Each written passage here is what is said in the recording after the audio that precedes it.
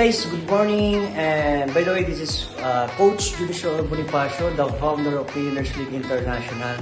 And right now, pupunta tayo sa Okada kasi itutour natin yung mga leaders natin na Millionaires League International leaders. And grabe, nakaka-excited kasi itutour tayo mamaya kung gaano kaganda yung 5-star hotel dito sa Pilipinas. Pag sinabing 5-star hotel, napakamahal po na hotel yon. And syempre, it's a privilege sa mga leaders na production or productive na leaders. So, privilege sila makasama. And syempre, ibabanding natin sila dun sa Okada Hotel. So guys, mamaya ituturo ko kayo. And see you! Hi guys! By the way, this is Prof. Judicial Bonifacio, the founder of the Millionaires League International. And right now, nandito po tayo sa van kasi more than 16 na leaders kasama ngayon itutour doon sa Okada.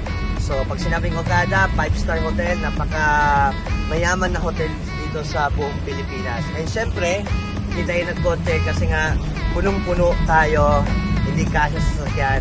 And right now, may sasabihin yung mga Millionaires League International na leaders sa mga nanonood right now, okay? So guys, are you ready? Yes! Ano magsasabi nyo guys? Excited na kami! Sa susunod, kasama ka lang!